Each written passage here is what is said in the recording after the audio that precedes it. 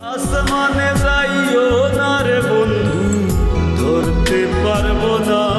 বন্ধুকে আসমানে যেতে মানা করে নিজেই সেখানকার বাসিন্দা হলেন গানটির কণ্ঠশিল্পী মতিউর রহমান হাসান ওরফে পাগল হাসান।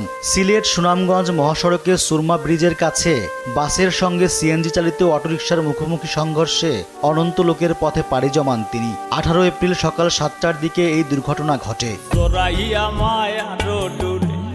পুলিশ ও স্থানীয় সূত্রে জানা যায়, সকালে সুনামগঞ্জের দোয়ারা বাজার উপজেলা থেকে অটোরিকশা যোগে নিজ উপজেলা ছাতকে ফিরছিলেন পাগল হাসান সহ 5 জন। অটোরিকশাটি ছাতকের সুরমা ব্রিজ এলাকায় আসার পর গোবিন্দগঞ্জ থেকে দোয়ারা বাজারের উদ্দেশ্যে ছেড়ে আসা একটি বাসের সঙ্গে মুখোমুখি সংঘর্ষ হয়। এতে পাগল হাসান সহ অটোরিকশার 2 যাত্রী ঘটনাস্থলে নিহত হন। আহত হন অন্য 3 যাত্রী। স্থানীয়রা তাদের উদ্ধার করে ছাতক উপজেলা স্বাস্থ্য কমপ্লেক্সে নিয়ে যায়। সেখানে প্রাথমিক চিকিৎসা দেওয়ার পর তাদের সিলেট ওসমানী মেডিকেল কলেজ হাসপাতালে নিয়ে যাওয়া হয়।